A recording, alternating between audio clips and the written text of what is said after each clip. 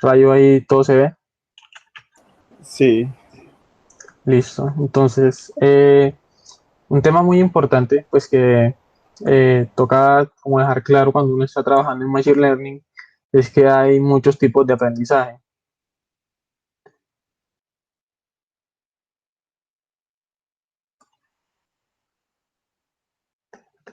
Entonces, realmente el Machine Learning lo que busca es como que tú, dado una serie de datos,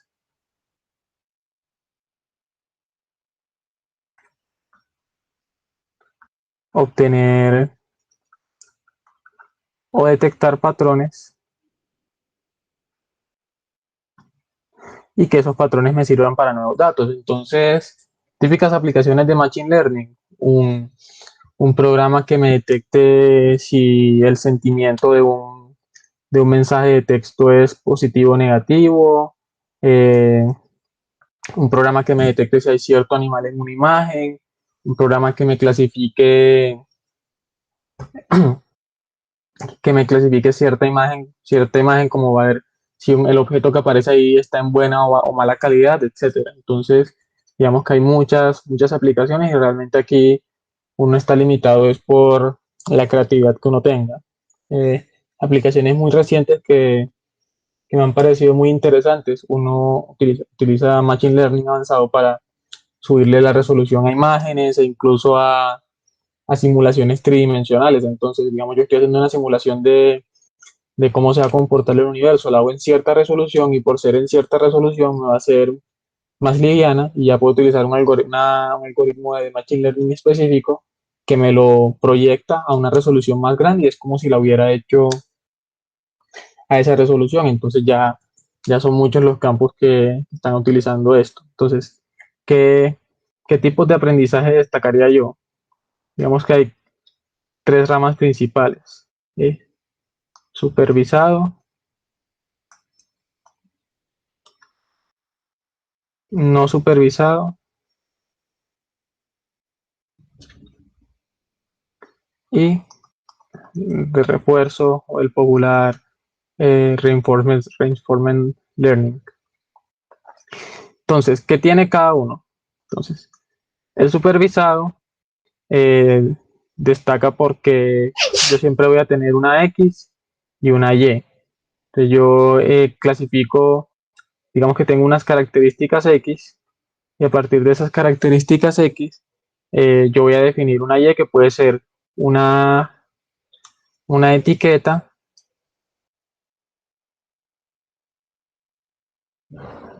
o una clase, paréntesis, o puede ser un valor numérico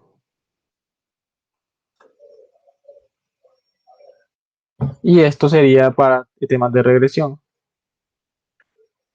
Entonces, si ustedes se acuerdan pues, de sus clases básicas de álgebra lineal, no mentira, de estadística básica, que también eso aplica en álgebra lineal, ustedes, ustedes van a recordar que tienen la regresión lineal. Entonces, una regresión lineal es básicamente uno de los casos más básicos de aprendizaje supervisado. ¿Por qué? Porque ustedes ahí tienen, por ejemplo, si yo quiero hacer la regresión eh, del, del peso dado, dada la altura, pues esto se representa como y igual a mx más b, donde y es el peso y x es la altura. Entonces, en este caso, digamos que la m y la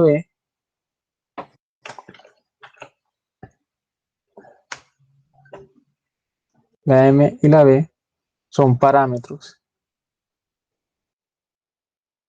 y esos parámetros me definen un modelo.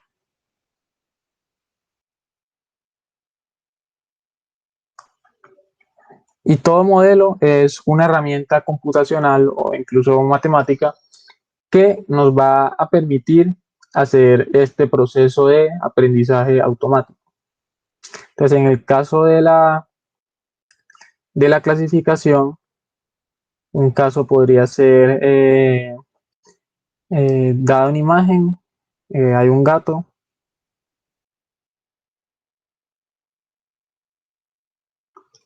o un perro. Entonces, es uno de los casos de clasificación más, pues como más de juguete que uno puede encontrar o puede haber dado una historia clínica.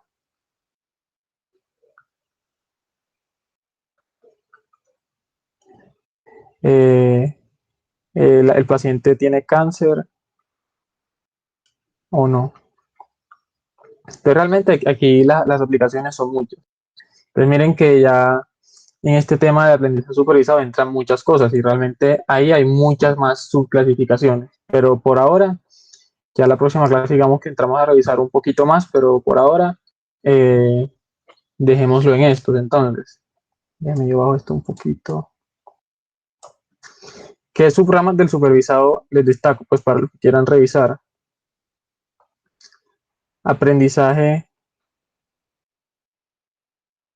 eh, déjenme yo lo hago aquí más, autosupervisado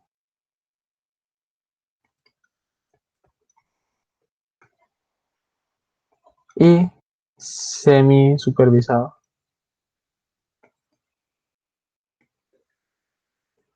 Eso lo podemos revisar la próxima sesión, pero básicamente son formas de aprovechar conjuntos de datos, de conjuntos de datos más muy grandes en los que no tenemos etiquetas, porque miren que si yo quiero hacer este proceso, yo siempre voy a tener que tener o el valor de la etiqueta o el valor numérico de la regresión. Entonces, si yo no tengo esos valores, yo no puedo hacer la clasificación. O sea, yo digamos que yo tengo unos datos de 20 personas. Si yo para esos datos de esas 20 personas, solo de 15 tengo el peso, pues solo de 15 tengo esta Y, pues ya yo, no, ya yo las otras 5 no las puedo utilizar para ajustar el modelo, porque ya son datos donde yo no tengo como esa realidad. Entonces, ahí entran estas clasificaciones. Entonces, el no supervisado, el aprendizaje no supervisado, ya me habla de métodos para descubrir patrones o tendencias sin etiquetas. ¿Cuál es el caso más popular acá? Digamos que yo tengo una base de datos de clientes de una empresa. Entonces, yo ahí no voy a tener ningún tipo de etiqueta. Yo tengo mis clientes, ellos hicieron sus compras, pero a partir de todos esos datos que yo tengo, yo puedo decir que hay cierto grupo de clientes, digamos que lo estamos representando en un espacio bidimensional,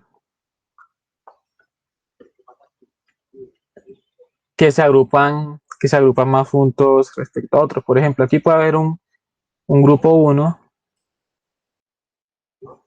aquí puede haber un grupo 2 y aquí puede haber un grupo 3.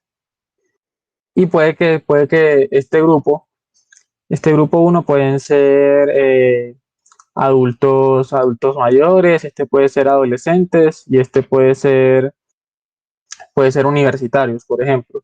Entonces yo al hacer esos grupos, digamos que si yo empiezo a tener nuevos clientes, yo puedo decirle, oye, este cliente nuevo se aproxima más al grupo uno o al grupo 3 que era de universitarios. Entonces, al aproximarse más a ese grupo universitario, yo puedo mandarle publicidad específica para lo que yo sé que suelen preferir pues esos clientes. Y finalmente, digamos que tenemos este tercer tipo que es de refuerzo, que es un aprendizaje para agentes.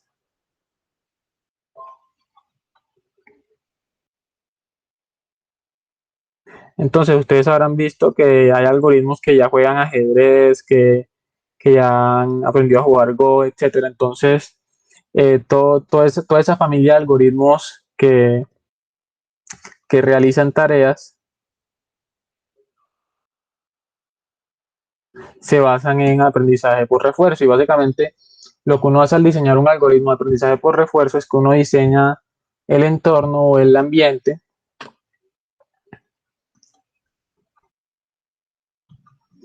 uno define unas políticas o unas políticas y el algoritmo optimiza esto para obtener el mejor resultado.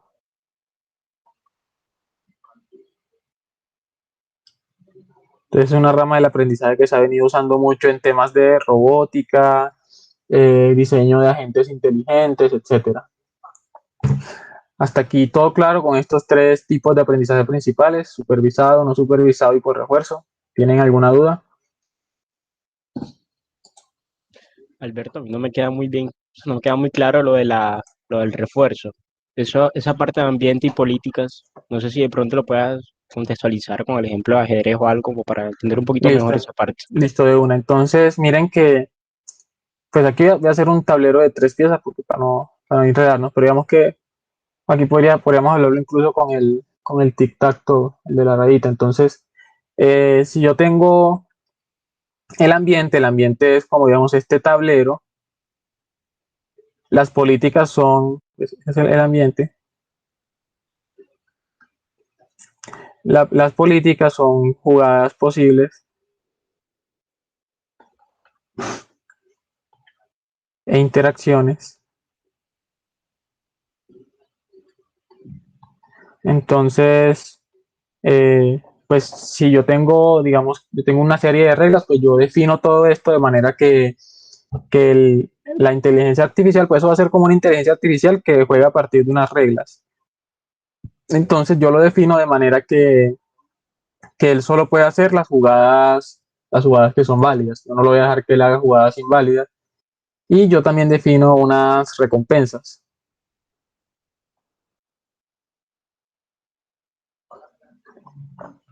que pueden ser, por ejemplo, puntajes, etcétera. Entonces, digamos que si yo tengo estos 3 elementos, yo ya puedo empezar a decir, oye, puedo programar esto de tal manera que voy ajustando la prioridad que le doy a cada posible jugada en cada situación en función de, en función de cuál me está dando mejores resultados. Entonces, si yo veo que, digamos que hay un escenario como este, entonces que está así, a ver, y jugó así, pues si le toca a la máquina es el circulito, entonces yo idealmente para que esto aprenda a jugar, con el aprendizaje por refuerzo, yo debería darle una bonificación muy grande a este movimiento porque aquí gana. Con respecto a estos movimientos que serían desperdiciar la jugada. Entonces, este tipo de aprendizaje pues básicamente prioriza eso, le da como un puntaje, una recompensa por hacer buenos movimientos o que lo acercan a la victoria. Entonces hay muchos juegos, sí, muchos juegos, por ejemplo en el ajedrez, donde ya tú, dependiendo de cuánto haya avanzado la partida, un jugador o el otro va a tener más puntos. Entonces tú a medida que avanza la partida, tú puedes empezar a darle un valor, pues puedes empezar a darle un refuerzo a la gente inteligente y ya le puedes dar como esa recompensa porque va ganando y ya va a priorizar esas jugadas en tal punto de la partida. Ahí sí te queda más claro. Sí, sí, sí, Alberto, gracias. Y bien acá, ese puntaje sería como el dataset o algo así. No. Sí, no. Digamos que depende del enfoque, porque hay gente que lo que hace es que empieza a hacer las simulaciones, entonces tú puedes hacer como una simulación de un entorno de conducción, entonces si se choca, realmente ahí el refuerzo te lo van a dar los eventos que ocurran. Pero hay otros que son datasets de muchas partidas, utilizan esos datasets, y otros aún que, por ejemplo, para hacer la parte inicial del entrenamiento, lo que hacen es que ponen a la máquina a jugar contra sí misma. Entonces, de tantas partidas, como que empieza a aprender los patrones del juego, los patrones de todo. y ya pues ellos pueden hacer como una continuación del entrenamiento o ya con eso queda suficientemente bien como para jugar contra una persona. Entonces hay muchos planteamientos, entonces la idea general es como que es esto, sí, como que tú tienes un ambiente, tú tienes las políticas y tienes las recompensas. Entonces dependiendo de la interacción de todo esto, ya vas a tener la oportunidad de generar pues de generar un entrenamiento y ese entrenamiento ya te permite ajustar el agente para que aprenda a hacer mejor esa tarea. Entonces esto, así, aquí estos son como los casos más simples. Esto se ha utilizado mucho para robótica, entonces ya ahí tiene más complejidad, pero digamos que esto no lo vamos a tocar tanto. Yo creo que nos vamos a quedar sobre todo en aprendizaje supervisado y no supervisado, porque primero, pues yo no soy experto en aprendizaje por refuerzo y pues segundo, no nos daría el tiempo como para borrar tanto material.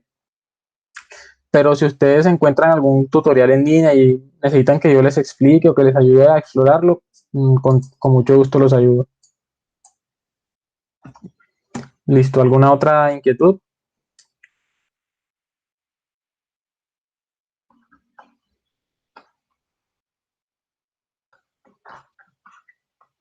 Listo, entonces. Ahora vamos a ver, pues ya tenemos claro como que son los tipos de aprendizaje, entonces vamos a empezar a hablar de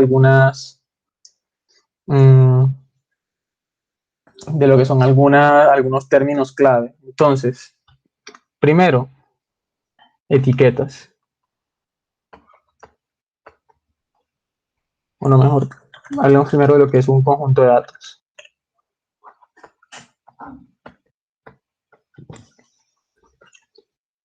Un conjunto de datos generalmente tiene la siguiente forma. No tiene una forma M, es una matriz de forma M por N, mentira, N por M, o pues pueden verlo como una tabla, pues una tabla de Excel, donde N es el número de filas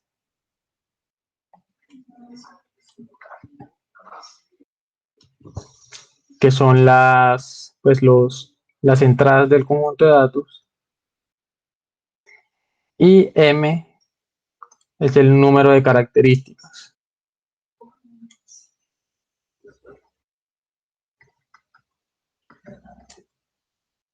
Características / atributos. Y estas son las columnas. Entonces, ¿cómo se vería eso? Digamos que estoy trabajando el tema de la regresión y yo tengo un dataset así. Yo tengo, espera, que creo que puedo insertar una tabla acá directamente. Vamos a ver. Sí.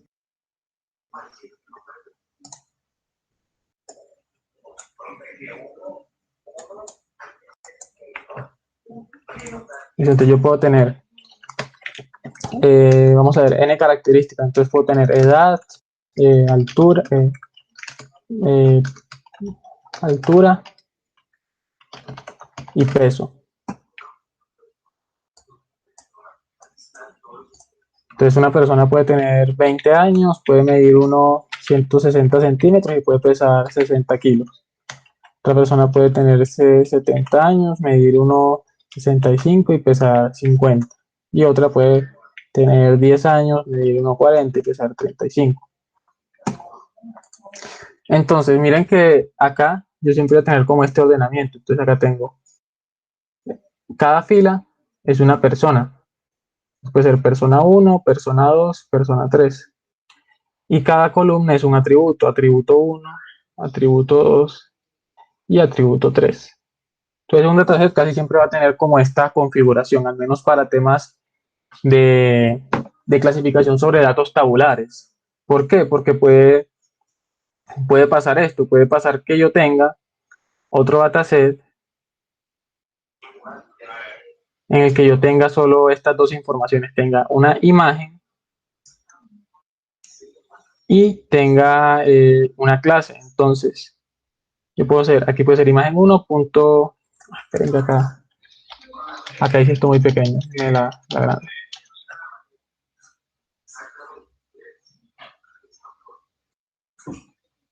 Entonces tengo acá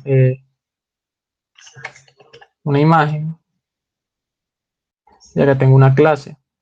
Entonces, mi dataset puede ser img1.jpg, img2.jpg, y la clase aquí puede ser gato y aquí puede ser perro.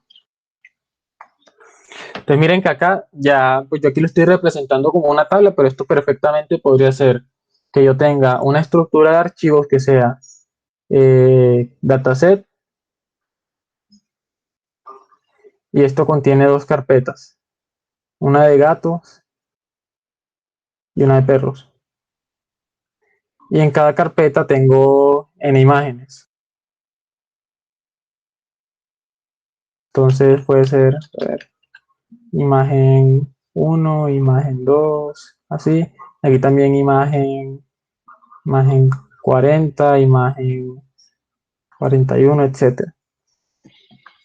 Entonces la idea es como que vean que los datasets se pueden organizar de muchas formas. Si estoy trabajando con texto, ya esto no serían imágenes, sino archivos de texto, pero siempre voy a tener como alguna referencia de qué representa cada cosa. Pues esto acá es como la clase es gato perro, acá puede ser que lo que me interesa es el peso, o incluso miren que si yo estuviera trabajando un problema no supervisado, ninguna de estas columnas me representaría la clase, sino que yo con esto podría hacer agrupaciones. Por ejemplo, con este dataset yo podría agrupar gente obesa de gente no obesa, según cierto, pues yo podría hacer como una agrupación sin la etiqueta y pues puede que me diga, no, hay un conjunto de personas acá y otro conjunto de personas acá y en este la medida del peso la medida del peso puede ser más baja y aquí puede ser más alta. Entonces ya ahí me da como unos criterios para empezar a analizar los datos. Entonces, hablando del caso supervisado, yo sí voy a tener como una diferenciación y es que siempre voy a tener una X y una Y.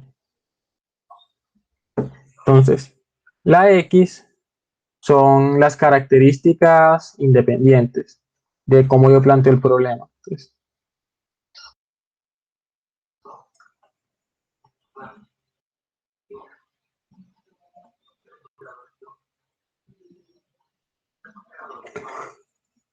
y la Y es mi característica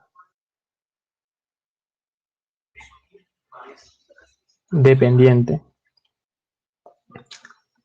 Entonces, cuando yo planteo esto ya es supervisado, recuerden. Entonces, cuando yo planteo esto, digamos que, por ejemplo, en este caso, aquí sería X, aquí sería Y. Entonces, si yo tengo, de nuevo acá, si yo tengo este dataset, yo intentaría decir, bueno, a partir de la edad y la altura, voy a predecir la etiqueta, que es el peso, o sea, la Y. En este caso, a partir de las imágenes, yo voy a predecir la etiqueta, que es la clase gato perro. Y aquí sería un problema de regresión, porque, a ver, si Y numérica sería un problema de regresión. Y etiqueta sería un problema de clasificación. Entonces, ambos casos son muy particulares. Eh, digamos que si ustedes quieren trabajar algo de clasificación, ya tienen que, ya tienen que empezar a utilizar unos métodos distintos. Y van a utilizar algo de regresión, ya tienen que empezar otros métodos. Entonces, siempre es importante que ustedes, al comienzo, cuando estén planteando un problema de aprendizaje automático, siempre tengan muy claro el, el tipo en cuestión, tipo de aprendizaje y el tipo de problema.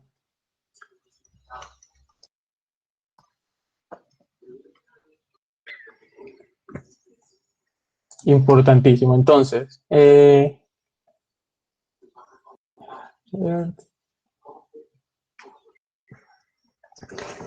vamos acá de nuevo, vamos otro saltico.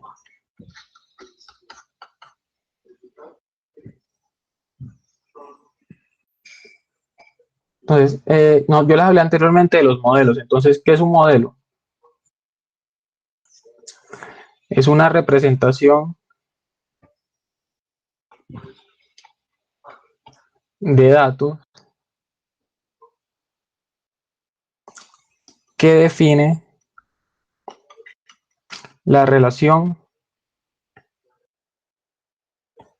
entre X y Y. Entonces, miren que si yo tengo un modelo para estos datos, yo tengo que tomar como entrada la edad, la altura y a partir de eso sacar el peso. Entonces, un modelo de regresión para eso tendría que tomar esas dos entradas y definirme el peso como respuesta a eso. Y lo mismo con las imágenes.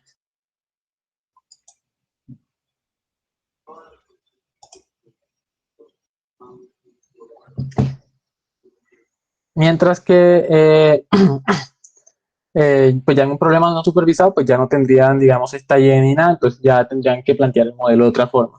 Pues ahí para que lo tengan en cuenta. En todo caso, segundo, entonces,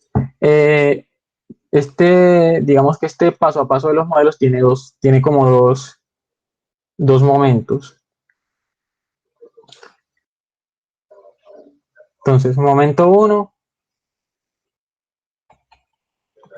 el entrenamiento. Durante esta fase de entrenamiento es cuando yo digo, bueno, yo tengo unos datos históricos. Entonces, esto siempre es datos históricos. Entonces, cuando recuerden el caso del peso, o sea, yo tengo una base de datos, puede ser de pacientes, con las edades, con los pesos y con las alturas, que ya yo tengo esos datos, entonces yo tengo todo, yo tengo para todos los pacientes, yo tengo el peso, tengo la altura, tengo la edad, pero lo más importante pues es saber este peso, porque esto es lo que yo voy a intentar predecir. Y pues ya yo puedo tener una base de datos de imágenes de gatos y perros, pues yo también, una persona tuvo que haber ido a revisar la imagen por imagen y etiquetar. Entonces, aquí yo utilizo datos históricos y básicamente es ajustar los parámetros del modelo.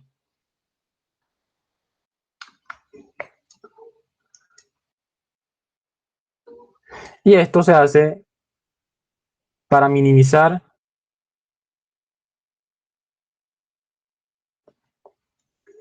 una función de pérdida.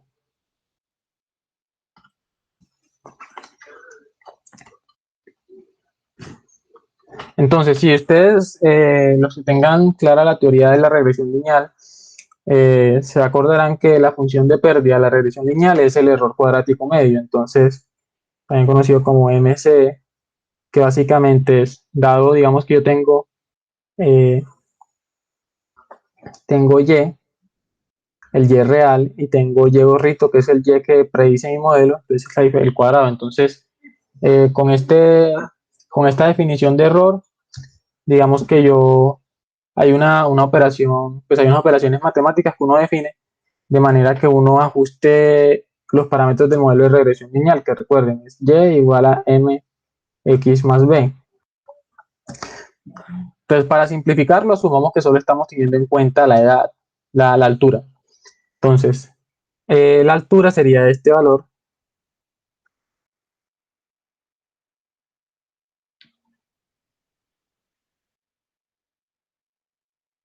Y la M está acá. Es la pendiente, pero si uno lo interpreta de manera lógica, esa pendiente me indica cuánto unidades de peso, cuántas unidades de peso me dan por cada unidad de la altura.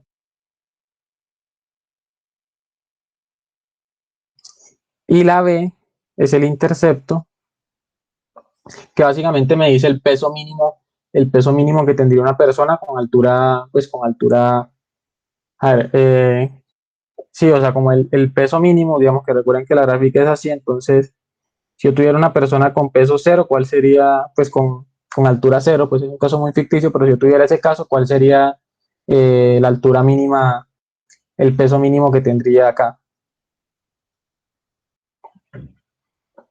Entonces estos dos parámetros me están, este sería la B y aquí la pendiente sería M. Entonces estos dos parámetros yo los puedo ajustar mediante esta función de pérdida que yo minimizo y genero un modelo de regresión lineal que básicamente son estos dos parámetros, la M y la B, que me indican la relación entre X y Y. Y pues ya si yo tengo más variables, pues esto como está definido también en forma matricial, pues esta X puede ser un arreglo de varios valores. Entonces puede ser una X que tenga el peso, mentira, no, el peso es lo que vamos a decir, sería como tenga la edad y la altura, sería un arreglo. Y yo definiría no solo un M, sino definiría un M sub 0 para la edad y un M sub 1 para la altura. Y ya estaría definiendo mi problema.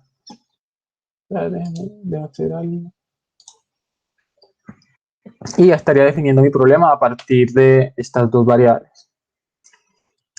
Entonces, digamos que este es el momento 1 en el que ya yo estoy haciendo el entrenamiento. Entonces, aquí recuerden datos históricos. Digamos que yo voy a tener, pues si ustedes también lo piensan, modelos hay infinitos.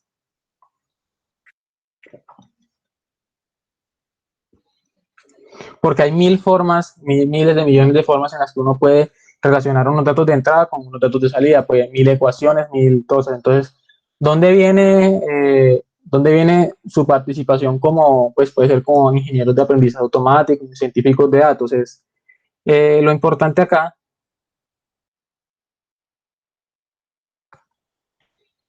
tener la intuición de qué modelo utilizar.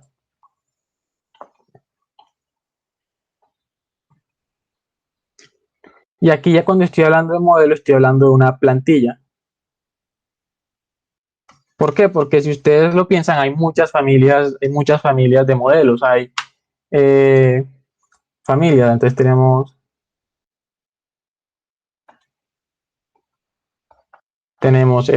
regresión lineal, tenemos árboles de decisión, tenemos redes neuronales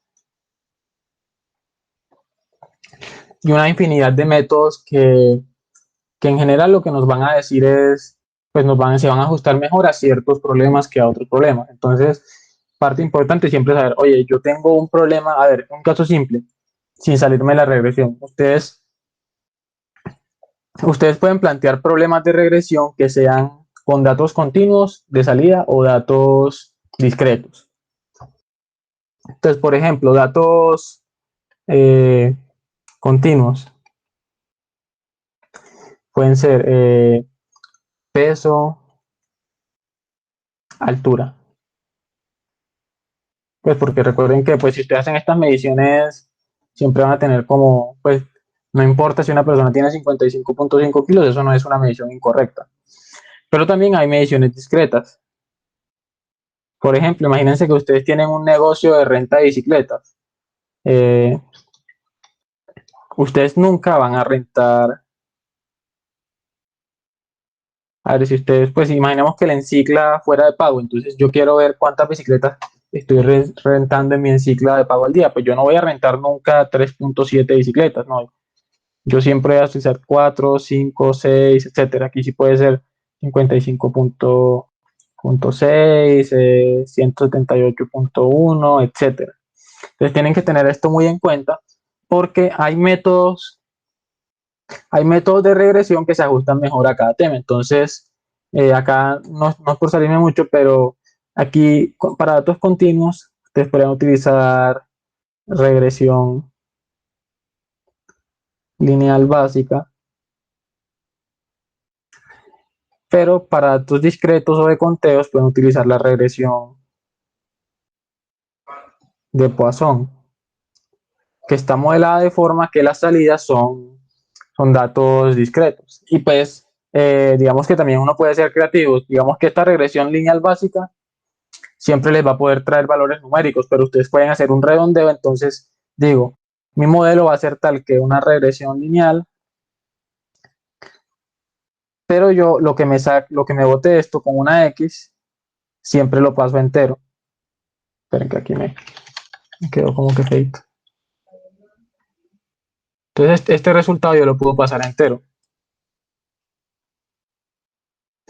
Y ya aquí, digamos que ya me mantengo dentro de la lógica del negocio, porque yo no puedo estar, pues si yo le voy a mostrar pues a mi jefe cuántas bicicletas voy a rentar mañana en la estación, pues en el punto de Encicla de Robledo, yo no puedo venir a decirle, oye, me dieron 4.5, 7.8, 9.9 bicicletas. No, yo tengo que presentar la información de una manera que sea entendible.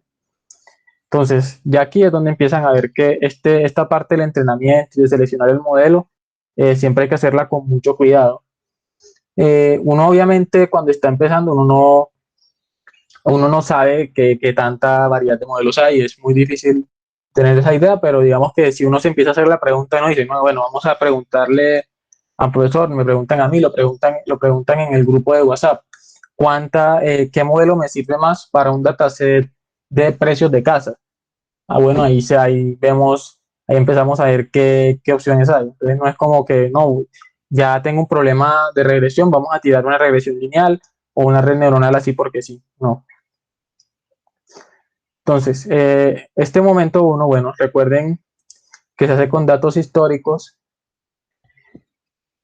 y digamos que ahora viene ¿cómo tiene yo acá arriba? Un momento dos que son las pruebas o validación. Entonces, ¿qué pasa? Yo ya probé mi modelo, pero ¿qué pasa si digamos, yo tengo 100 datos? Yo entreno mi modelo sobre esos 100 datos y a mí se me podría ocurrir, vamos a probar ese modelo sobre esos mismos 100 datos a ver cómo me va. ¿Qué pasa ahí?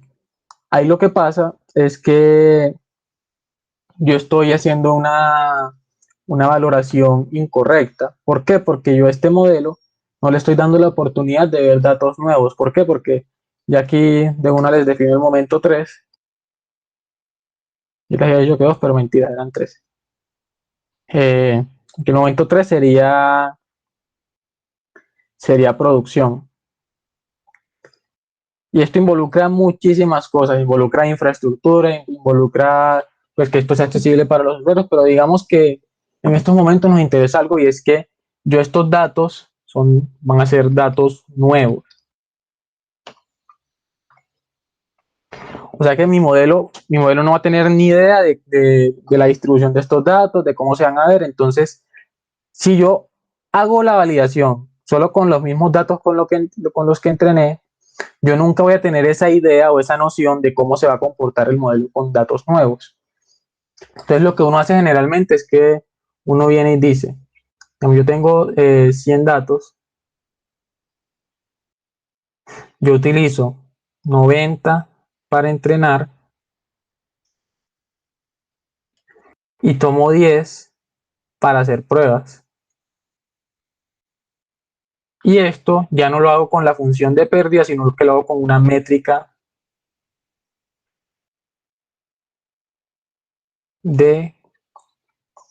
pues una métrica de clasificación o de regresión.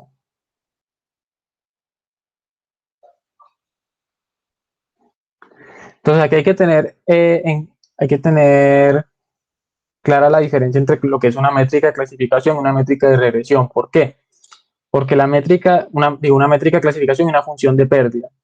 ¿Por qué? Porque la métrica a mí no me sirve para entrenar un modelo. Miren que si ustedes se dan acá, este error cuadrático medio, yo puedo utilizarlo perfectamente para decir, oye, con esta función yo la optimizo, con algún método de optimización, la minimizo y ya llego al modelo que me interesa, pero una métrica a mí no necesariamente me va a decir, pues no me va a servir para entrenar el modelo, es como un indicador de que también de qué también le está yendo al modelo. Hay que tener muy en cuenta esa diferencia. Por ejemplo, una métrica de clasificación sería la accuracy o la precisión, mentira, la exactitud, que es total de aciertos sobre total de intentos. Entonces, si yo tengo 9, yo hice las 9 pruebas y en 9 me fue bien, de las 10, entonces yo tengo una precisión del 90%, una exactitud del 90%. Y eso es una medida de exactitud. Pero yo esta medida no la puedo utilizar directamente para entrenar casi ningún modelo. Ya más adelante, cuando empecemos a ver cómo funcionan algunos modelos por debajo, van a entender por qué pasa eso. Pero digamos que la noción ahí que les quiero dejar es que tú con una métrica interpretas, con una función de pérdida ajustas el modelo. Y bueno, volviendo al tema de las 10 de pruebas. Entonces miren que aquí, si yo me remito a esto, yo aquí estoy haciendo como una simulación de qué pasaría si yo tuviera esto en producción. Porque yo estoy tomando una parte de los datos, la estoy escondiendo, y al modelo nunca le voy a decir cuál es la realidad de estos datos, solo le voy a dar la X y voy a predecir la Y, que es Y gorrito, Y predicha. Y esa Y es la que yo voy a utilizar para comparar con la Y real. Entonces, yo borro acá un momentito. Hago más espacio, entonces esto sería predicción y real. Entonces en inglés esto van a encontrarlo como ground truth. Entonces miren aquí la importancia que tiene tener datos etiquetados. O sea, yo los datos etiquetados los voy a utilizar no solo para el tema de entrenar el modelo, sino para validarlo. Yo tengo que tener suficientes datos para poder hacer ambas cosas bien. Y digamos que hay muchos esquemas con los que uno puede trabajar para cuando tiene muy poquitos datos. Por ejemplo, si yo tengo nada más 50 datos, ya tengo que empezar a ver, pues que yo voy a empezar a ver que hacer las cosas así como las estoy haciendo acá no es tan eficiente. Y va a haber otros métodos de validación que yo les voy a mostrar más adelante. Pero la noción es esa, que siempre hay que hacer pruebas sobre una parte del conjunto de datos que el modelo no ha visto. Y pues ya digamos que cuando yo estoy en producción, empiezan a llegar datos nuevos, estos datos nuevos. Entonces, ¿qué pasa acá? Acá, digamos, yo quiero predecir el clima, la temperatura media del día siguiente.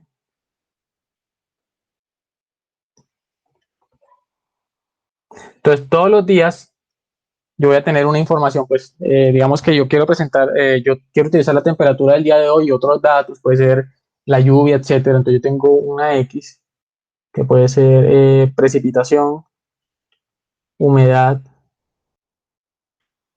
y temperatura. Y a partir de esto, yo quiero predecir temperatura del día I+1, el día siguiente. Entonces, precipitación en I, humedad en I, temperatura en I. Entonces esto sería mi X y esto sería mi Y. Entonces digamos que yo tengo un sistemita, el sistemita, hay una persona o puede ser que él mismo baje la información de alguna otra página. Entonces básicamente lo que hace es que él alimenta el modelo y él hace las predicciones. Entonces el modelo.predict X. Entonces él va a hacer eso para todos los días, cada día. Entonces aquí, ¿qué hay que tener en cuenta? Que yo tengo que tener el planteamiento o la noción de cómo voy a hacer para verificar esta información, porque digamos, yo tengo que tener como esa conexión con el negocio. Digamos, si yo tengo este sistema, yo tengo que decir, bueno, pero yo a este sistema lo tengo que conectar con la página del clima para que al día siguiente él me guarde la información real, me llene y me verifique cómo le está yendo. O sea, digamos, ya estoy en este día I+1, ya sé cuánto fue la temperatura, entonces vamos a ver cómo le fue el modelo. Entonces empiezo a hacer esas comparaciones, que sería error, o ¿qué error sería? Error sería y real, que ya lo conseguí porque ya pasó, ya estamos en ese día, menos el y que predí. Esto sería para el día I más 1.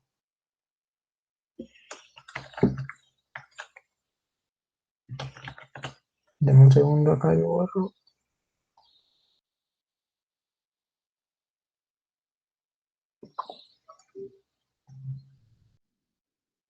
Y también sería I más 1. Listo. Eh, entonces, miren que acá entonces sería como que pues la forma más sencilla sería, yo tengo un CSV y esto tiene esta estructura, entonces pues yo no voy a ponerme aquí a detallar todas las columnas, pero básicamente aquí tendría el Y predicho y aquí tendría el Y. Entonces, si yo estoy en el día anterior, yo hago esta predicción, digamos que predigo 20, y ya al día siguiente yo voy llenando, entonces yo digo 21. Entonces ya ahí voy viendo cómo se está comportando, y la idea con esto es que uno vaya viendo eh, la desviación del modelo.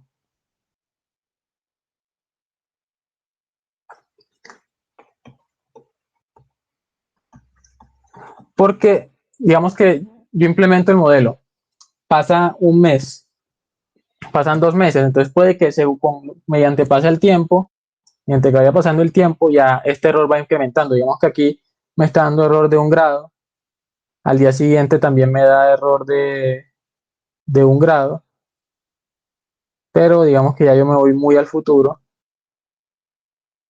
y aquí digamos que yo predije 25 y en realidad fueron 35. Aquí predije 10 y en realidad fueron 30, y así sucesivamente. Entonces digamos que este análisis me va a permitir ver en producción qué es lo que está pasando con el modelo, si el modelo se está dañando, etcétera. Entonces, ¿qué puedo hacer? Miren que si ya yo hice todo este esfuerzo de ir guardando los datos reales, yo puedo decir, no, hombre, pues ya vamos a volver a entrenar el modelo de cero con estos datos nuevos, más los datos que ya tenía, y ver cómo le va. Entonces, miren que no es como que yo entreno el modelo una sola vez, sino que es un proceso de mejora continua, en el que yo siempre tengo que estar alimentando mi modelo con más datos y procurando que este modelo siempre tenga como que un analista detrás que esté vigilando cómo le está yendo. Bueno, entonces, otro aspecto a considerar. Ya les definí momento 0, 1, pues momento 1, 2 y 3, pero es que no me va a dejar insertar aquí una información. Déjenme un segundo.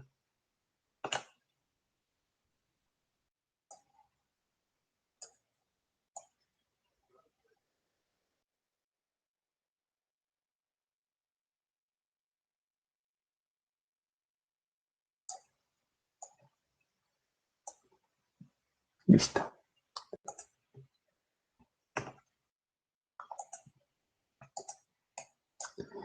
Entonces yo también puedo definir un momento 0,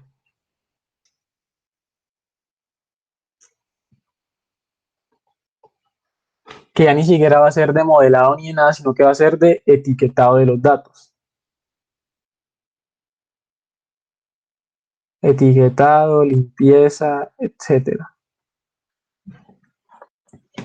Entonces, ya aquí en este momento, yo lo que estoy definiendo es, digamos, si yo quiero hacer un clasificador de gatos y perros, alguna persona tiene que armar el dataset. Entonces, esto implica eh, buscar datos, etiquetarlos, validar esas etiquetas, que ya puede ser, por ejemplo, yo no voy a mandar a una sola persona que van a ser, sino que van a ser 2 expertos, que pueden ser 3, 4, 5, etcétera. Entonces miren que acá es donde a uno se le puede ir una gran cantidad de plata en un proyecto de Machine Learning, porque bueno, gatos y perros, muy chévere, pues uno busca fotos en Google, las baja y ya ahí queda bien. Pero si ya estamos hablando de detectar ciertas enfermedades, si estamos hablando de identificar dónde en una foto hay un auto o algún otro objeto, ya es un proceso mucho más laborioso en el que hay que hacer una inversión.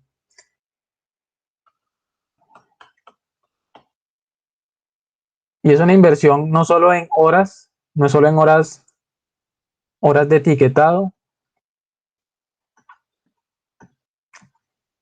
sino en horas, también en horas de preparación de herramientas. ¿Por qué? Les pongo el caso más simple.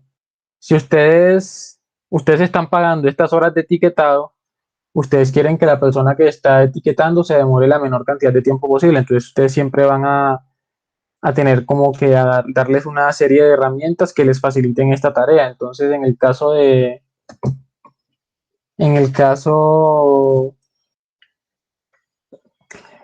en el caso de lo de gatos y perros, pues yo podría diseñar una interfaz gráfica que baje un montón de imágenes y que la persona que vaya ahí le diga, bueno, clica la imagen, clica el botón de gato si es gato, clica el botón de perro si es perro. Si ya es una cosa de radiografía, entonces tienes que habilitar una interfaz en la que el usuario, pues el etiquetador, pueda venir y decir, oye, yo voy a marcar este pedacito de la imagen como que es un pedacito con un candidato a tumor y así con todos los posibles casos. Entonces, aquí hay que tener mucho cuidado porque si uno va aquí a la loca, uno se va a encontrar, bueno, yo cómo voy a etiquetar estos datos. Yo me planteo este proyecto, pero yo no sé cómo etiquetar. Entonces, por ejemplo, en el caso del peso, yo tengo que tener una serie de personas, tengo que hacer un diseño experimental. Entonces, es otro tema muy importante. Diseño experimental, donde yo garantice que el proceso de recolección de datos no lo estoy haciendo con sesgo. ¿Por qué? Pues esta tarde estaba viendo una charla de que estaban haciendo unos sistemas de detección de rostros. Entonces, ¿qué pasaba? Que pues eso fue en Estados Unidos, entonces la compañía utilizó un dataset y en el dataset la mayoría de las personas eran blancas. Entonces, cuando veían personas de color, entonces no, digamos que el rendimiento no era el mismo. Entonces, ¿qué hicieron? Ellos definieron, bueno, ya vimos que no tenemos un buen dataset, vamos a pagarle a gente, vamos a darle una plata a una gente, y esa gente le va a decir a cada persona, mire, tome $5, usted firma este consentimiento y se deja tomar una foto. Entonces, ¿qué hizo el equipo que recolectaba las fotos? El equipo que recolectaba las fotos vino y en vez de hacer las cosas bien, lo que hizo fue que se fue a universidades y le tomó fotos a gente de color en las universidades y también fue con habitantes de la calle y le tomó fotos a habitantes de la calle. Entonces, digamos que para ese sistema, si pusiera a hacer el análisis, que eso también se puede hacer, básicamente una persona de color es una persona o un estudiante de entre 18 y 25 años o un hombre adulto que está en situación de calle. Entonces, miren que hay muchas condiciones según las cuales yo podría terminar con un diseño experimental sesgado. Entonces, otros tipos de diseño experimental sesgado, eh, que yo recolecte fotos de gatos y que todas las fotos de los gatos sean tomadas de noche y que las fotos de los perros sean tomadas de día. Si me pasa eso, lo que va a pasar es que puede que el algoritmo, en vez de aprender a detectar si hay un perro o un gato, me detecte si es de día o de noche. Y, o sea, uno le suena como que no, que es muy, muy difícil o muy raro que eso pase, pero si uno se descuida, uno casi siempre va a terminar con eso. Entonces siempre hay que tener en cuenta estas consideraciones. Y bueno, ya en cuanto a limpieza, entonces aquí uno lo que puede hacer es revisar. Limpieza sería revisar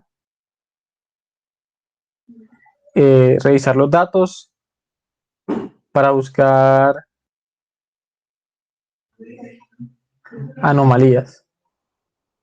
Entonces me remito de nuevo al caso a este ejemplo que les puse de la edad, la altura y el peso. Si en esa tabla me sale una persona con 200 años, yo realmente no sería un caso válido. Entonces yo tendría que tener alguna manera de que antes de yo ejecutar esos algoritmos, yo pueda limpiar esa información, quitar esas filas, hacer como una limpieza de los datos, estandarizar los datos de manera que yo no tenga valores anómalos y yo pueda hacer ese modelamiento de la mejor manera, porque si yo le empiezo a meter datos con ruido a mi modelo, me va a sacar también ruido, me va a sacar basura. Eso es lo que dicen. Si tú a tu modelo le metes basura, vas a sacar basura también. Entonces hay que tener muy en cuenta esa particularidad. Entonces, aquí haciendo la recapitulación. Primero, etiquetado y limpieza de los datos, la preparación de los datos. Luego, el entrenamiento, que se hace con esos datos históricos que yo he recolectado. Luego, la prueba, que si yo armé todo bien, yo voy a tener como una parte de esos datos históricos para hacer las pruebas y ver qué también generalizan los datos con datos nuevos. Y finalmente, la producción, que es ya como la prueba de fuego, en la que yo voy a empezar a ver si mi modelo está funcionando como debería ser. Yo creo, pues esta ya es la parte teórica. ¿Tienen alguna duda con alguno de los puntos para que, para que aclaremos eso antes de mostrar un poquito de código?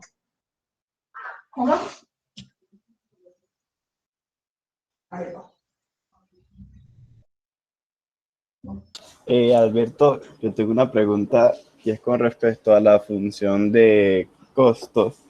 La función de costo, digamos, al momento de disminuir y todo eso, bueno, se trata siempre de minimizarla, ¿verdad? Casi siempre se minimiza, pero a ver, déjame me acuerdo si hay algún caso en el que no. No, uno casi siempre la minimiza, sí.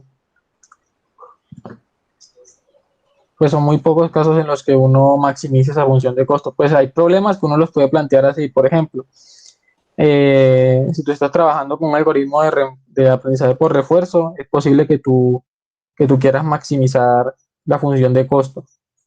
Entonces no siempre es el caso que sea minimizar todo, pero igual, pues minimizar minimizar y maximizar es lo mismo, solo que le cambias el signo a la función. Entonces no es como que sea algo que les pueda causar problemas así súper grandes. Sí, y digamos que esa función de costo, ya sea minimizando o maximizando, siempre nos va a asegurar de que las métricas del modelo que estemos usando mejore, o puede que haya casos que no siempre sea así. Puede que haya casos en los que no. A ver qué pasa. Ustedes siempre tienen que encontrar la métrica adecuada para su problema. Pues digamos que eso puede ser desde que si ustedes escogen mal la métrica, pues ustedes escogen una métrica de clasificación, es una función de pérdida de clasificación. Para un problema de regresión, eso no les va a optimizar de ninguna manera porque él no va a tener sentido. Digamos que, a ver, les voy a mostrar aquí, pues esto quería hacerlo en la próxima clase, pero igual es bueno como que lo revisemos. Digamos que miren que si yo estoy haciendo un problema de clasificación, yo voy a tener etiquetas que son 0 o 1. Yo puedo decir el 0 es el perro. Yo siempre codifico esto numéricamente. El 0 es el perro y el 1 es el gato. Entonces, si yo aplico un problema de regresión, miren que la regresión siempre me da una línea recta en la Y. Entonces sería como que si yo aplico una función de regresión, esto sería como hacer esto. Tengo el eje y entonces acá es 1 y acá es 0. Entonces yo al ajustar esto, digamos que puedo tener una recta así.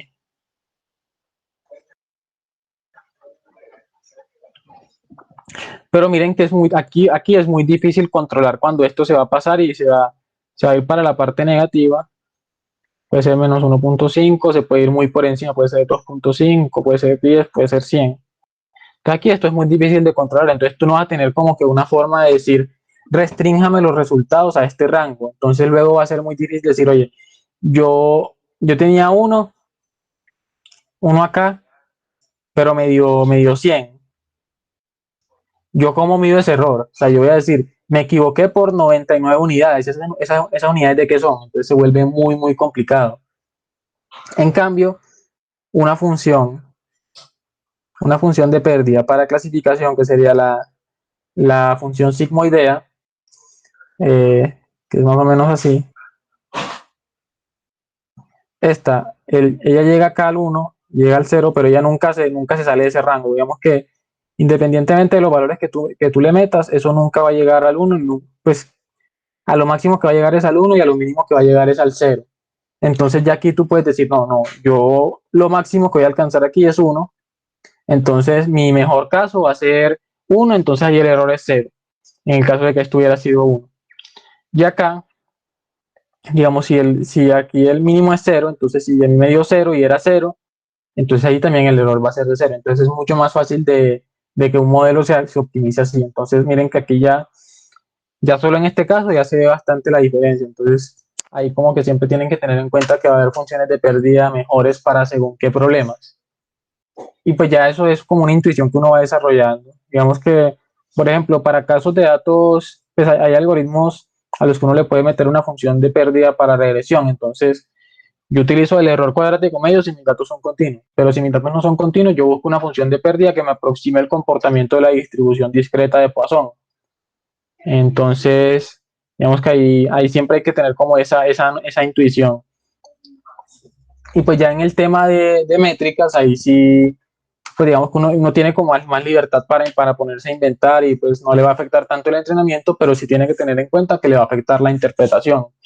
Entonces uno no puede venir a decir, ya yo tengo todas estas métricas, ya así quedó. Pues no, uno tiene que definir las métricas según también el negocio o la lógica del negocio. Entonces es una cosa que uno suele discutir con el jefe de uno. Uno le dice, pues si uno está en un equipo más o menos grande, uno dice, pues oiga, dígame entonces, ¿cómo voy a medir yo que también le está yendo al modelo?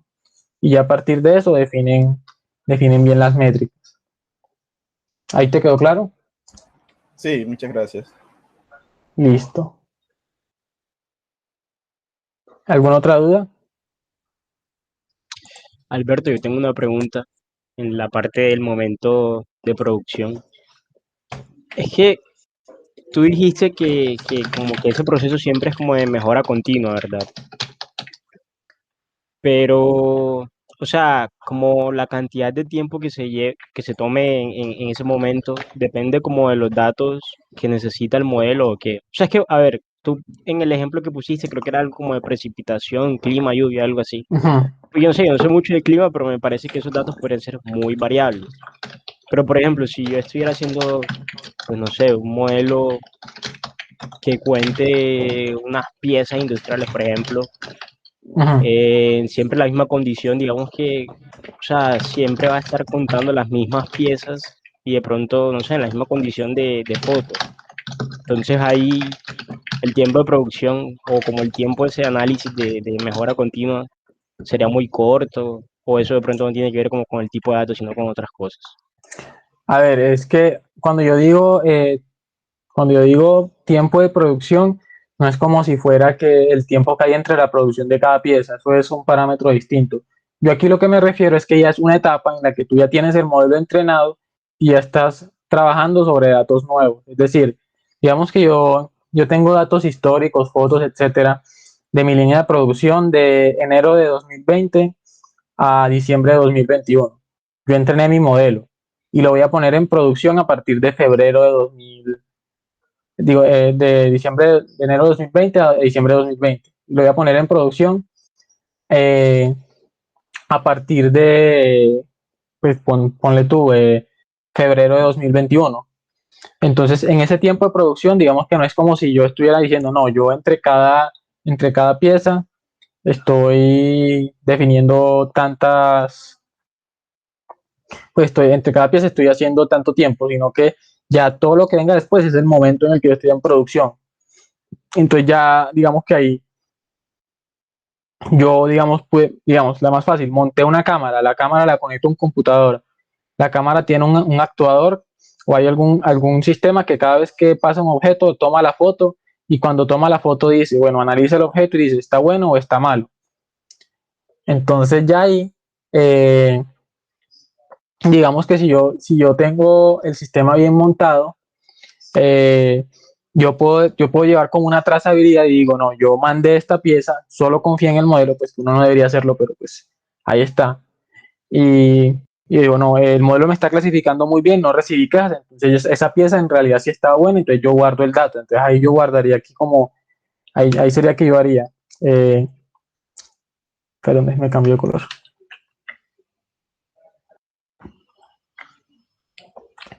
Yo tengo esta tablita, entonces aquí mi X sería la imagen.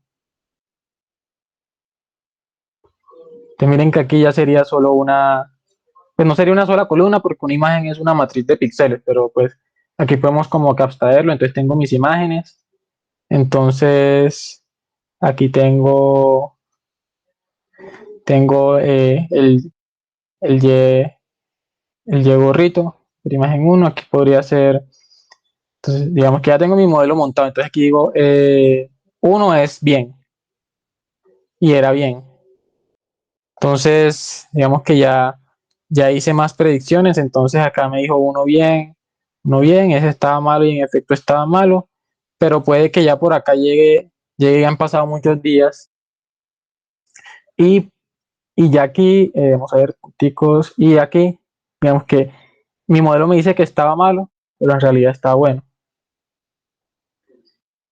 Entonces mira que aquí, esto es lo que puede surgir cuando yo estoy en producción, pues yo estoy verificando cómo le está yendo al modelo, porque ya estos datos, pues él está haciendo estas predicciones, pero esto, en el momento en el que el modelo predice, no se conoce.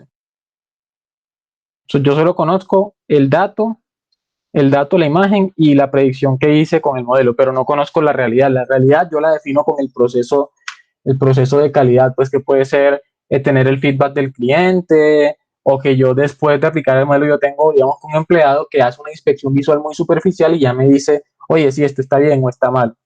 Entonces es como eso. ¿Sí te queda más claro ahora?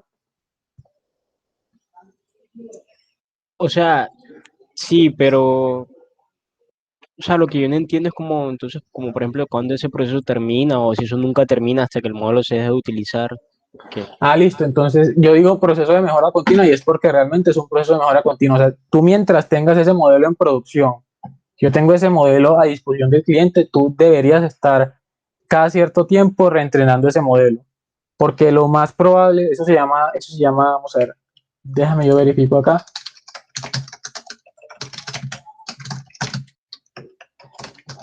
se llama model drift, que no me acuerdo cómo se dice en español.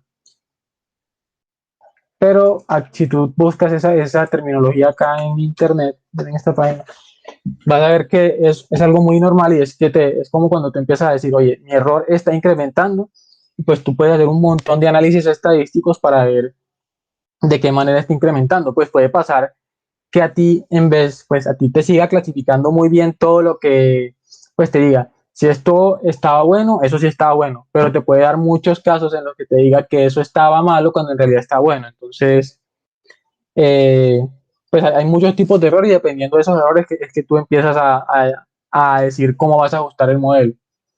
¿Por qué? Porque no es lo mismo. A ver, mira acá la tabla. O sea, si yo te empiezo a detectar malas, piezas buenas, eso quiere decir que, pues, que el modelo tiene un problema, pues puede haber, por ejemplo, algún cambio en la estructura de las piezas que él está detectando como un defecto, cuando realmente no es un defecto. ¿Sí queda claro? Y al contrario, si mi modelo empezara a tener muchas piezas malas que pasan como buenas, lo que podría pasar es que, oye, el sensor que yo tengo no me está sirviendo para detectar esos defectos. Puede ser que el defecto sea interno. Entonces hay muchas posibilidades ahí. Y hacer este análisis de cómo está dando el error es lo que te va a dar pues lo que te va a dar la alternativa para modificar el modelo, porque puede que ni siquiera tengas que modificar solo el modelo, sino que tengas que cambiar todo el sistema, pues meterle una cámara nueva con un sensor infrarrojo, o con un sensor de rayos X, por decir algo. ¿Sí te queda claro ahora? Sí, sí, Alberto, muchas gracias. Listo, igual si les queda alguna duda, díganme, que pues la idea es como que nos queden muy claros estos conceptos. Listo, ¿alguna otra inquietud? Yo voy a ver si este PDF esto lo puedo imprimir como un PDF y subirlo, pero si no, pues ahí tienen la grabación completa. Listo. Entonces, yo acá estaba buscando un dataset,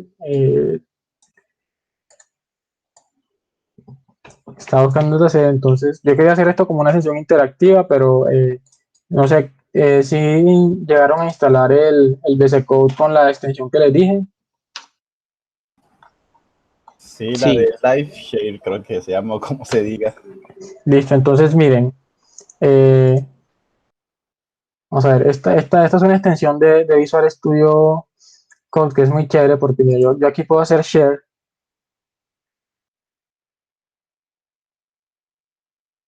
Entonces miren que yo les doy un enlace de invitación y si ustedes le dan acá que es esto acá, antes de que yo le diera share, aquí le salió un botón de join. Entonces ustedes le dan join, les va a salir una pestañita acá y ustedes pueden entrar a mi sesión. Y ya pueden ver el código y si tienen todo bien compatible, incluso pueden correrlo en mi computadora. Entonces es muy intuitivo. Entonces, miren que aquí yo los voy a aceptar read only, porque no me salen. Miren que si le dan el enlace, van a salir como anónimos. O mentira. No, mentira. Para que salgan con la cuenta, lo voy a aceptar read only por ahora. Pero para que salgan con la cuenta, tienen que irse acá a usuario y loguearse con GitHub. Pues para que lo hagan para la próxima. Miren que Jennifer ya tenía la cuenta, entonces ya ella sale, ya Jennifer sale normal con el nombre. Entonces ustedes pueden aquí copiar, les va a salir el código, pueden copiarlo. Jennifer creo que le da permiso de escritura. Entonces Jennifer, puedes intentar escribir algo, a ver si te deja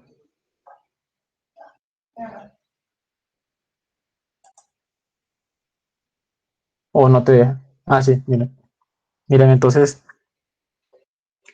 la idea es que ya para próximas sesiones que van a ser más pesadas en programación, todos tengan la cuenta de GitHub asociada aquí al Visual Studio Code, y ya con esa cuenta asociada pues es mucho más fácil porque aquí cada vez que se desconectan me toca darles acceso de nuevo.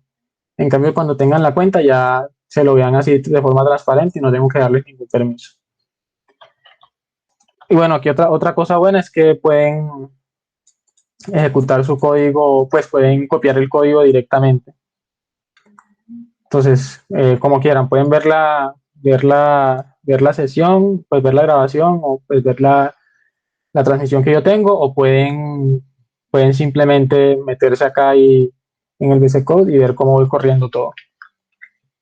Entonces, yo acá, todavía no lo tengo tan preparado el archivo, entonces yo quería probar este dataset que se llama el cáncer de pecho, que es de clasificación.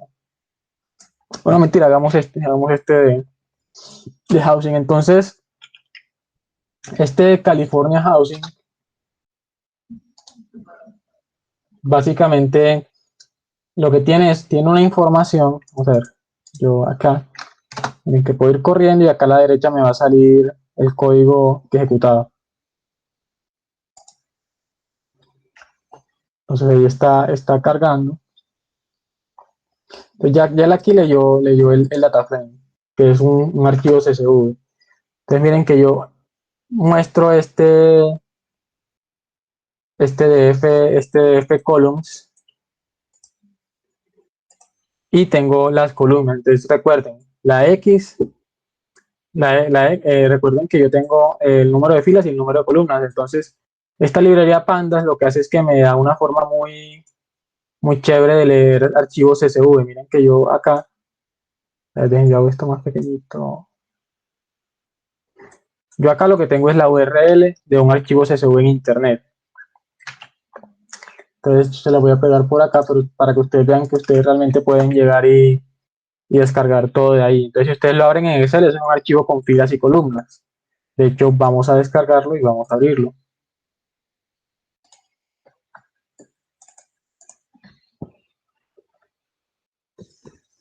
Entonces miren cómo se ve eso. Miren que eso tiene la longitud, de latitud, que es la ubicación, tiene la edad media de las casas en el barrio, el número total de cuartos en el barrio, el número de habitaciones con cama en el cuarto, la población, el número de casas, el, el, el ingreso medio, la mediana del ingreso y la mediana del valor de las casas.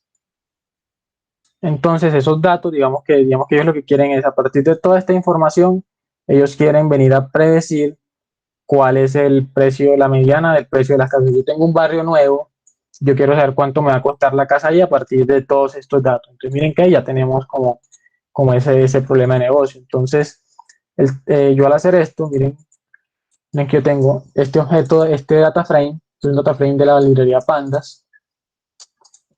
Entonces, si yo lo leo con este pd.redcsv, yo le paso el enlace y esto me deja un objeto que tiene las columnas acá a la derecha y que yo puedo sacarle como la partecita de arriba, como la cabeza del dataset. Entonces, miren que aquí tengo las 5 primeras entradas y puedo revisarlas sin problema, puedo ver qué información hay y puedo ver también la longitud del dataset. Entonces, miren que me dice, este dataset tiene 17.000 columnas.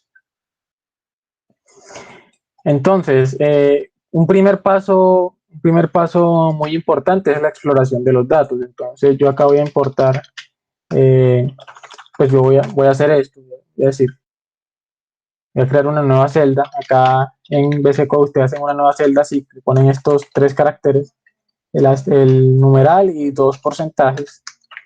Y dicen, vamos a ver, training df. Creo que describe.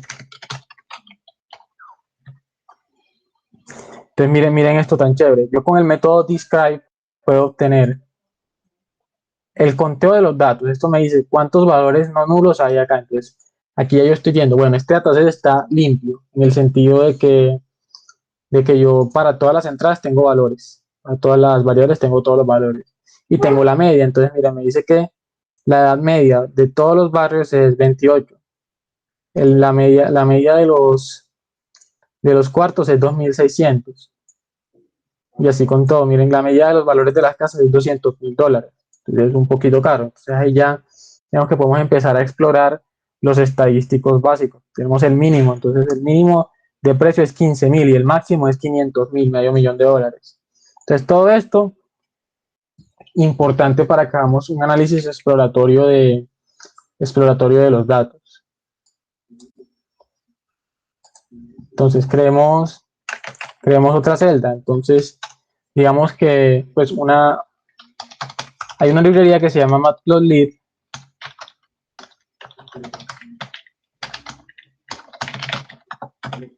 que tiene un módulo llamado Pyplot que me permite hacer gráficas. ¿Y qué gráfica quisiera hacer yo? Yo quisiera hacer, por ejemplo, el histograma. Entonces yo podría decir, yo no me acuerdo de eso, entonces yo siempre lo que hago es que no me acuerdo de algo, lo busco en Google. Entonces, Matplotlib,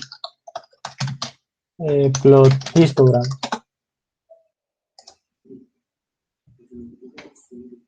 Entonces miren que digamos que a mí me interesa ver el histograma de los precios. Entonces yo puedo decir, precios va a ser otra variable, entonces voy a decir, precios va a ser training df y los data frame tienen un método .log que me permiten sacar toda una columna. Que yo puedo decir, acá le digo, sáqueme, aquí esto es un indexado que me dice, sáqueme todas las filas y deme toda la columna que se llama median house value.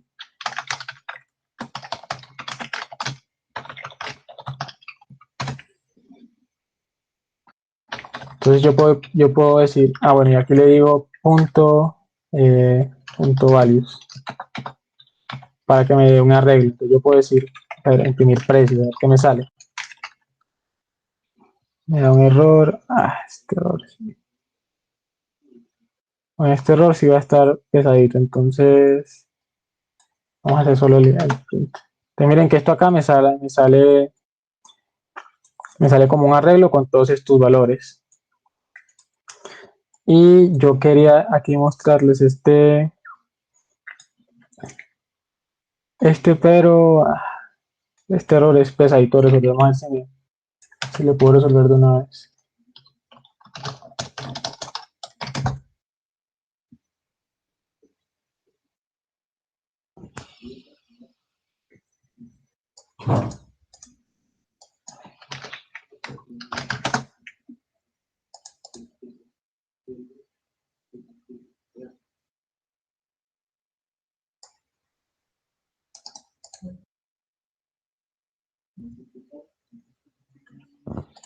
A ver, denme un segundo, yo intento solucionar.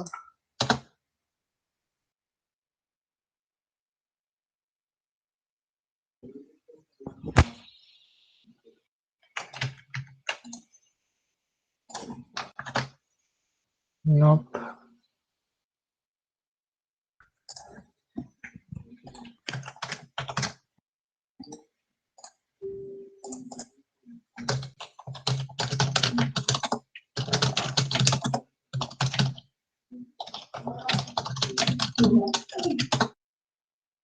Ahora estoy actualizando la librería a ver si me funciona.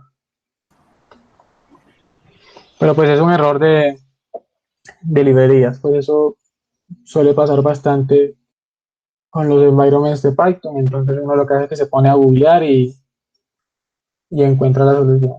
Ya les digo a ver si me soluciona, y si no, pues nos saltamos esta partecita.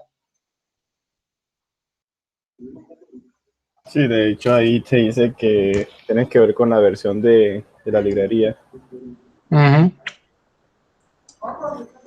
Aquí estoy en otra pantalla instalada intentando resolverlo. Pues aquí lo que estoy haciendo es actualizar la librería como tal. Vamos a ver si lo saca enseguida.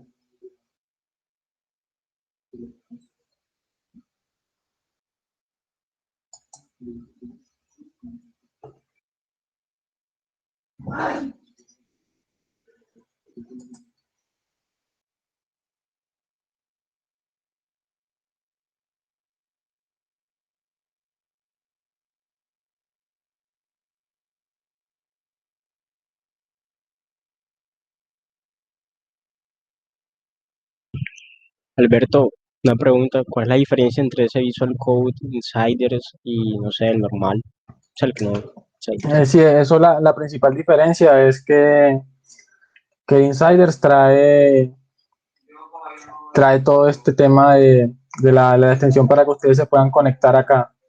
Digamos, es la principal diferencia.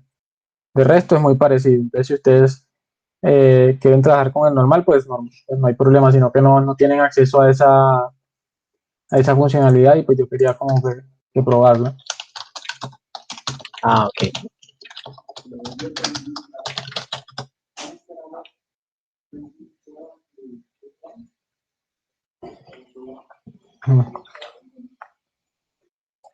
No, pero entonces pues les quedo viendo esta gráfica. Pero básicamente es mostrar como la distribución de los datos. Entonces yo esto lo organizo mejor para la próxima. Y básicamente, digamos que la próxima sesión, yo lo que quiero es que cojamos un dataset,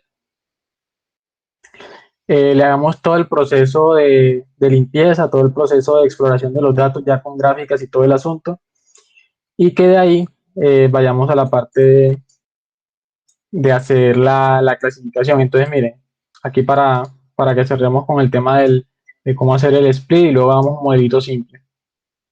Entonces, si yo tengo, vamos a ver si esto no me da error también. Entonces, si yo tengo este X-train, miren que yo tengo este X y este Y. Entonces, el X va a ser todas las filas desde la columna 0 hasta la penúltima columna, que es esta notación de Python. Entonces, por eso es importante que hagan como la exploración de cómo maneja Python eso. Y la Y va a ser la última columna. Entonces, miren acá arriba que que yo tenía que todas estas son mis variables de entrada y esta variable es la variable dependiente. Entonces yo le estoy separando ahí a ella solita y luego estoy utilizando esta funcionalidad train-test-split de scikit, a ver, de scikit-learn.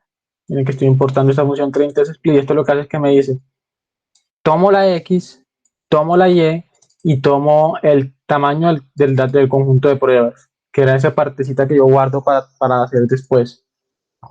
Y yo le digo, guárdeme el 20%.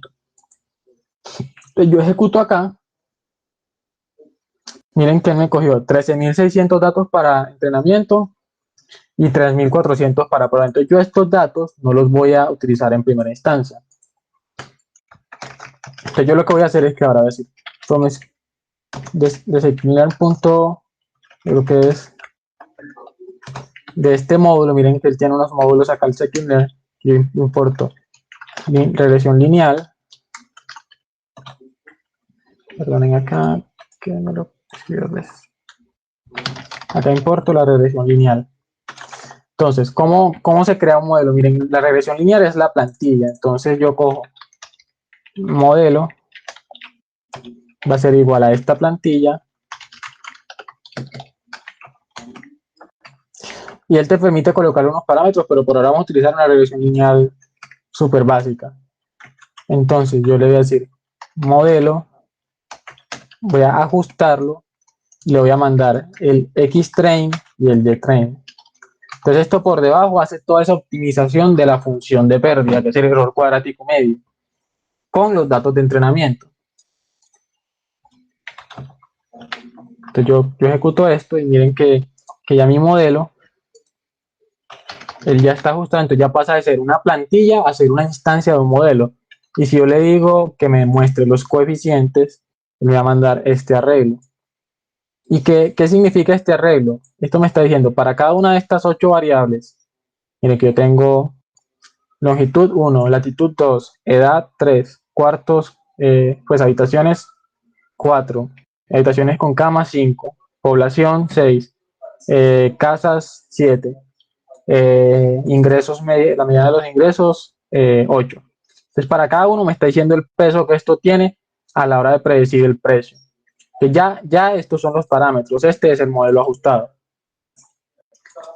Y yo también tengo, a ver, model.inter, tengo el intercepto, que es otro arreglo, que es esto. Entonces esto me dice que, pues esto como lo estamos haciendo así tan a la loca, perdonen, como lo estamos haciendo así tan a la loca, esto realmente lo que me está diciendo es que si una casa, pues el mínimo precio que va a tener una casa puede ser este, pero pues no hay que interpretarlo así tan a la loca porque pues todavía estamos solamente pues como que empezando a modelar.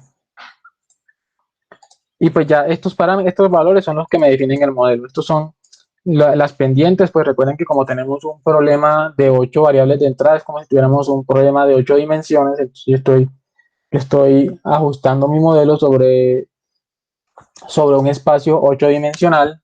Entonces esto me dice como las coordenadas, esto me ayuda a definir las coordenadas, pues el peso de cada coordenada en ese espacio. Y digamos que ya yo puedo decir, bueno, vamos a ver cómo le fue a mi modelo con esto. Entonces yo voy a decir from de scikit-learn, voy a ver de las métricas. Miren que aquí estoy buscando una métrica, vamos a ver voy a sacar el error absoluto medio.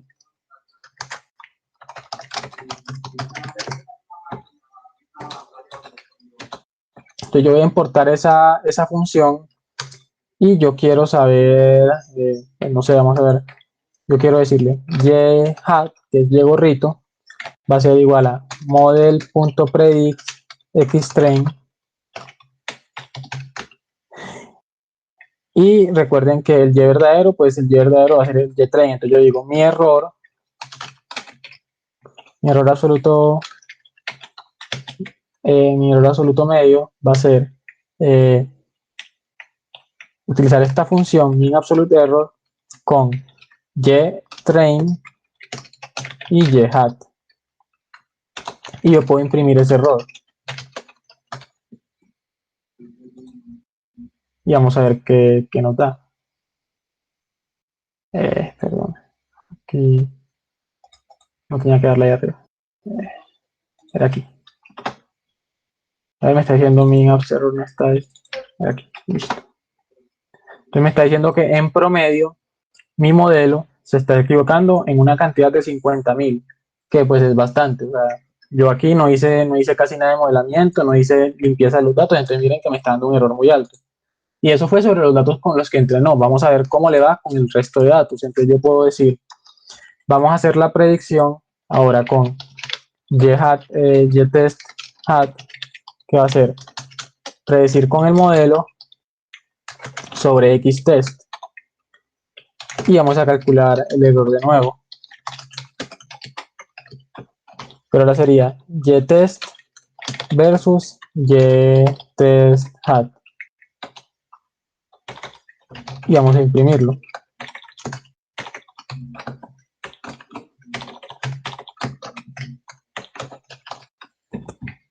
Y ejecutemos a ver qué pasa.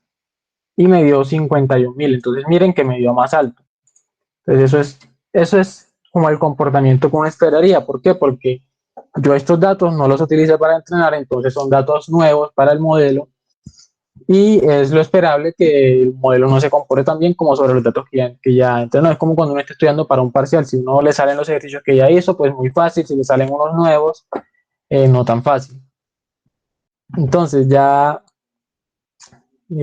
aquí me instaló, se pone la otra librería. Vamos a ver si ya me deja hacer lo que voy a hacer.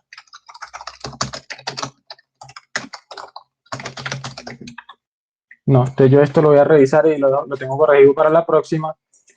Pero la idea es que aquí ya tienen como ese proceso en su forma más simple. Entonces, a mí me gustaría que cacharren un poco con esto. Yo voy a mover todos los imports para acá arriba. Deme un segundo. Listo ya. Ya quedan los imports arriba y ya aquí solo es que vayan corriendo todo y que hagan pruebas. Pueden probar otros modelos. Si ustedes se van a scikit-learn, ustedes van a ver que ellos tienen un montón de modelos de regresión que se van acá.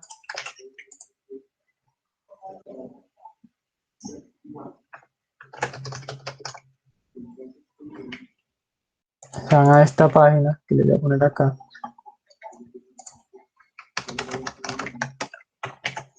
Y ahí pueden ver todos los modelos de aprendizaje supervisado que hay en esa librería.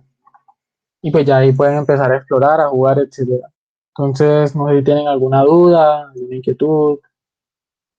Si tienen alguna duda sobre la programación, me mandan un mensaje por el grupo de WhatsApp y yo les mando como un recurso que les sirva como para ponerse a tono con esas temáticas en específico. Alberto, por casualidad, ¿no tienes por ahí recursos para, digamos, para la parte de preparación de datos? Sí, yo tengo por ahí, pero pues la idea era revisarlos en la próxima sesión. Entonces, si quieren, me esperan a esa próxima sesión y los mostramos. Vale. Porque pues igual depende mucho del modelo. Digamos que, ¿qué pasa? Una de las preparaciones de datos más sencillas es la estandarización. ¿Por qué? Porque cuando tú tienes una regresión lineal, ¿cómo funciona la regresión lineal? La regresión lineal te hace digamos, tiene unos pesos o unos valores M, que son la pendiente en el caso unidimensional, pero uno generalmente lo llama pesos cuando tiene varias dimensiones. Entonces, cada peso corresponde a una variable. Entonces, aquí podemos hablar perdón, aquí podemos hablar de altura, podemos hablar de edad y podemos hablar de ingresos. Y aquí, pues podemos definir que hay una variable y, que pues puede ser cualquier cosa. Pero miren que si yo tengo la altura, ¿qué rango de valores tiene? Tiene un valor de 0 a 220, por ahí. La edad tiene un rango de 0 a 120. ingresos puede ser cualquier cosa, puede ser hasta una cifra absurda de, de un montón de ceros. Entonces, ¿qué pasa? Cuando tú haces un modelo de regresión lineal, esto básicamente te está diciendo, la y predicha va a ser igual a la altura de esa persona por W sub 1 más la altura, digo, más la edad de esa persona por W sub 2 más los ingresos de esa persona por W sub 3 más el intercepto, que sería B. Entonces, si yo tengo este rango tan alto para esta variable, perdón que no me agarro acá. Madre.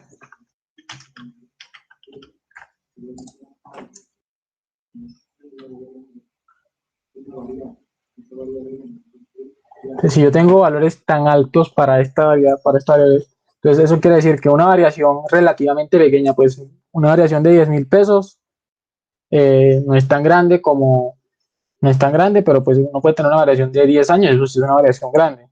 Pero miren que numéricamente él no sabe que estas variables tienen rangos tan distintos, entonces básicamente lo que incide es que esta variable va a tener un peso mucho mayor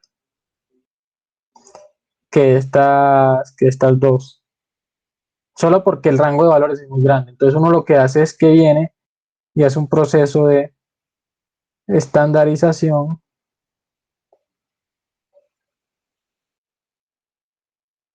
o escalado, que en su forma más simple es decir, bueno, vamos a coger toda esta variable y toda esta variable y vamos a convertir de forma que el valor más bajito valga 0 y el valor más alto valga 1. Aquí también 0, 1 y 0, 1. Entonces uno ahí lo que logra es en esencia que el modelo no se ve impactado por eso. Entonces eso es como un paso de preprocesamiento. Ahora, ¿qué pasa? Que hay modelos que no necesitan eso. Por ejemplo, si tienes un árbol de decisión,